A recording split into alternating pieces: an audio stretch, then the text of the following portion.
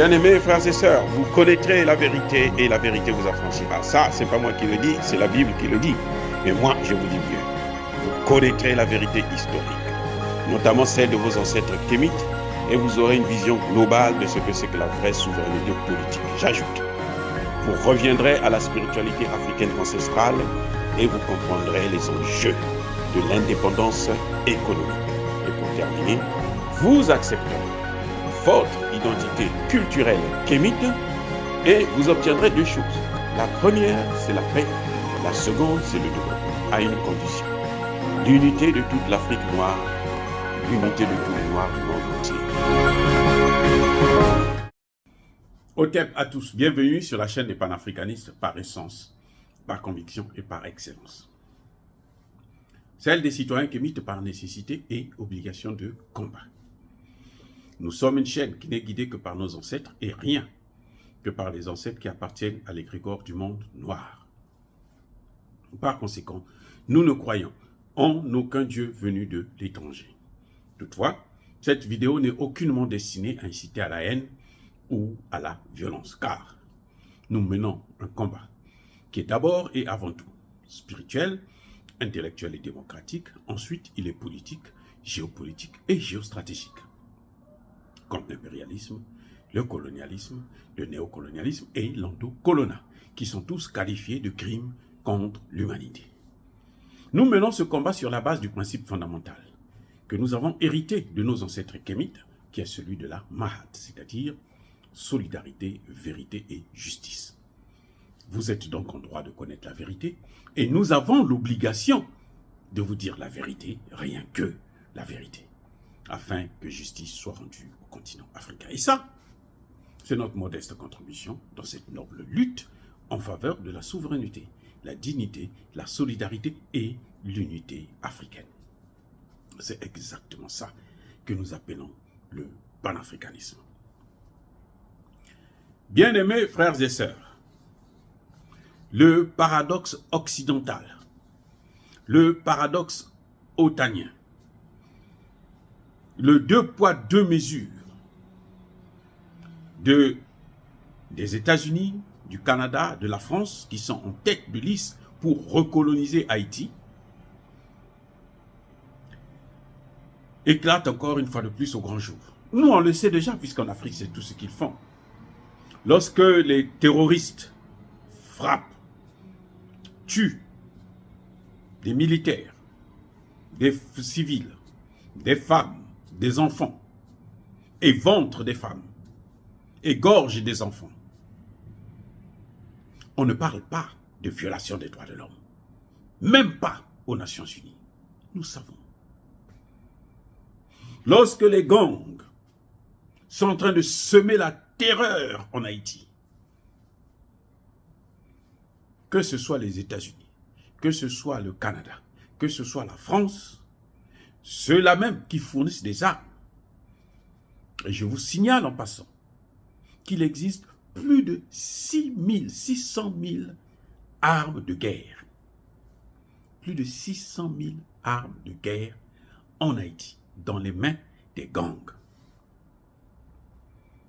Et ces armes viennent d'où? Des États-Unis. Ils vont nous dire que ces gangs-là vivent de quoi? C'est des rançons là? Non. C'est pas avec ces rançons qu'ils achètent des armes. Donc, ils sont alimentés par d'autres gens, par d'autres pays, par des États qui ont l'habitude de faire le même jeu, comme ils le font en Afrique. Après tout, Haïti, c'est quoi? C'est aussi des Africains, ce sont des Noirs, qui sont donc appelés donc à être exterminés par les Occidentaux.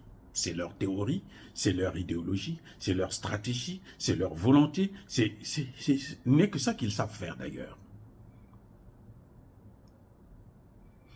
On n'a jamais entendu les États-Unis, le Canada ou la France faire des propositions sérieuses pour lutter contre ce phénomène de gang en Haïti.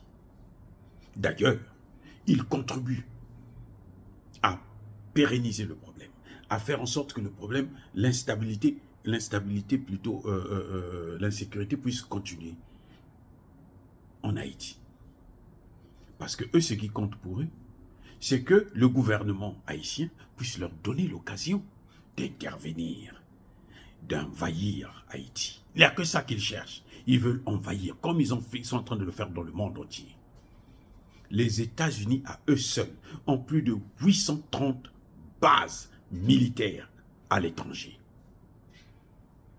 830 bases militaires à l'étranger. Pas 830 comptoirs économiques, comme fait la Chine. Eux, ils ont des bases militaires, donc c'est pour tuer, pour déstabiliser, pour mettre le chaos. Il n'y a que ça. Ils n'ont jamais apporté la paix nulle part. Regardez la Libye. Barack Obama, qui est allé détruire la Libye, avait bien dit aux dirigeants africains, « We will finish the job. » Nous allons terminer le travail. C'est-à-dire, nous allons instaurer, là, on va tuer Kadhafi, on va instaurer la démocratie. C'est ça, si c'est ça la démocratie, merci la démocratie. En Irak, jusqu'aujourd'hui, au moment où je suis en train de réaliser cette vidéo, l'Irak n'a pas de démocratie. L'Irak est toujours instable, comme en Libye. En Yougoslavie, oh là-bas, mais c'est pas la peine, oh là là. Ils ont morcelé le pays. Mis en coupe réglée. Les Serbes, Kosovo, machin, tout ça. Au Congo démocratique, 10 millions de morts. L'œuvre des Occidentaux via le Rwanda. C'est la même politique. On crée l'instabilité et on vient s'ingérer. Ça nous donne l'occasion de s'ingérer et de piller, de faire ce que nous voulons de ce pays. C'est ce qui se passe en Haïti. Donc, les Occidentaux soutiennent les gangs. Ce sont eux-mêmes donc des gangsters, ou ils sont en tout cas en complicité avec ces gangs, puisque ce sont eux qui fournissent les armes. La France est épinglée par le Mali, et elle évite, elle utilise son veto pour que le Conseil de sécurité ne puisse pas siéger là-dessus. Maintenant, ce qui se passe en Haïti, c'est quoi? C'est là que la chose devient intéressante. Le gouvernement Fantoche, qu'ils ont mis en place, que les Américains ont mis en place, demande l'intervention. Donc, ils laissent les choses se faire. Ils laissent les choses se dégrader complètement pour que la population puisse être à bout et accepter une intervention occidentale. Voilà le problème. Et la population s'est dit, mais attendez, comment on va faire là? On est au pied du mur. Et quand on est au pied du mur là, chaque fois qu'une population est au pied du mur, le Dieu créateur, pas le Dieu de Jésus et autres là, non, non, non, pas ces religions bidons là, en tout cas le Dieu des Kémites, donc des Noirs, il intervient toujours pour vous redonner des moyens. Vous savez ce qui se passe? Ah ben, c'est que les Haïtiens, la population, entre-temps, a attrapé quelques gangs. Eh oui, elle les a attrapés. Elle a réglé le cas de ces gangs. C'est dommage. Mais quand l'État disparaît, puisque l'État se cache derrière les Occidentaux pour que le pays puisse être envahi, eh bien la population est obligée de faire ce qu'elle peut. Mais maintenant, la population sort. Elle prend ces criminels-là. Elle les brûle. Aïe, aïe, aïe, aïe. Les États-Unis se lèvent et disent, aïe, vous avez tué nos gars. Ça, c'est une violation des droits de l'homme. Vous allez parler de violation des droits de l'homme. Vous allez dire qu'un peuple, donc tout Haïti, parce que c'est le peuple qui l'a fait. Donc ce peuple-là a violé les droits de l'homme. Qu'est-ce que vous allez le juger? C'est le paradoxe, c'est l'embarras. C'est-à-dire que, et ça, ce sont les conséquences de la politique qu'eux-mêmes, ils ont laissée.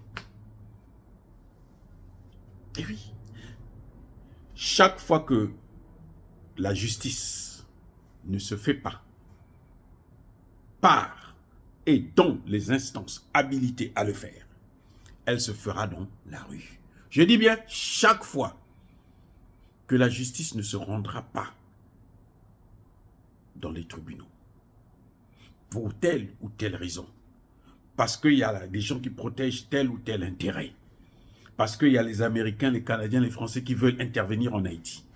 Eh bien, cette justice va maintenant se déplacer. Puisque là où le lieu où il faut rendre cette justice-là n'est pas là, elle va se déplacer dans la rue. Chaque fois qu'un gouvernement va faillir à ses obligations sécuritaires et de rendre justice, eh bien, les choses se passeront comme vous l'avez vu en Haïti. Et ce n'est pas la faute à ce peuple. On ne peut pas reprocher au peuple de prendre les mesures les plus radicales. Lorsque vous connaissez qu'il y a des solutions, il n'y a pas une fatalité au banditisme, au gangstérisme. Il n'y a pas une fatalité à cela. Vous ne le faites pas parce que vous avez des intérêts, parce que vous voulez occuper ce pays. Mais ces gens ne sont pas des animaux. Les Haïtiens ne sont pas aussi stupides que ça. Il ne faut pas oublier que nous parlons là du peuple noir, le premier pays noir qui a obtenu son indépendance par la force, en battant l'armée de Napoléon, qui était à l'époque la première puissance mondiale, la première armée au monde. Donc nous ne nous adressons pas à des pauvres imbéciles qui n'ont rien compris, même si ils ont formaté, ils ont eu assez d'années, ça fait plus de 200 ans que cela s'est passé, ils ont eu le temps de formater une élite vaurien, une élite qui est à bout de souffle, une élite, comment dirais-je, larbin, une élite esclave. Mais il y a encore des Haïtiens qui comprennent les enjeux et qui savent qu'à un moment donné, ils doivent se lever, prendre leurs responsabilités au risque de retomber encore dans la colonisation et l'esclavage. Parce que ça, c'est la spécialité des Occidentaux, c'est-à-dire des États-Unis, du Canada, de la France et leurs alliés. Dire cela, c'est inciter à la haine ou à la violence. Non.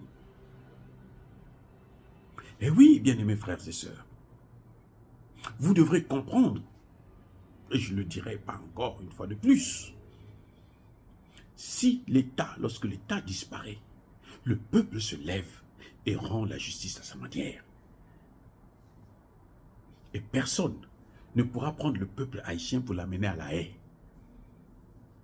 Je répète, personne ne pourra prendre tout un pays là pour l'amener à la haie. Parce qu'ils ont la haie là, c'est pour nous, hein? C'est pour nous les Noirs. Il ne faut pas oublier ça, hein? C'est pour nous les Noirs. Mais personne ne pourra les prendre pour les amener à la haie. Donc ils peuvent maintenant parler des droits de l'homme. Et je crois que maintenant ils vont commencer à réfléchir parce qu'on commence à tuer aussi leurs complices. Ceux qui leur donnent l'occasion de s'ingérer dans les affaires et de boycotter, de venir occuper un territoire, recoloniser un peuple.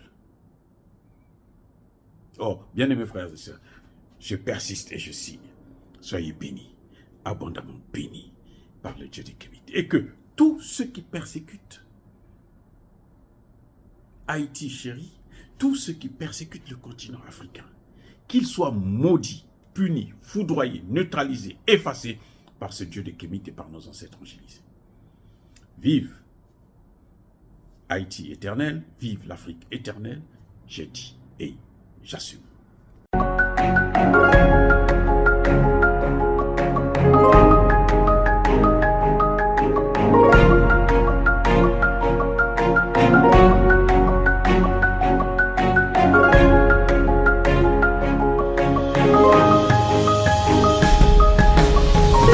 Eux, ils marchent par la foi et non par la vue. Mais moi, je vous conseille vivement de marcher par la connaissance scientifique et historique, notamment celle de nos ancêtres kémites, par les 5 sens et par l'intelligence. À vous, à Pierre.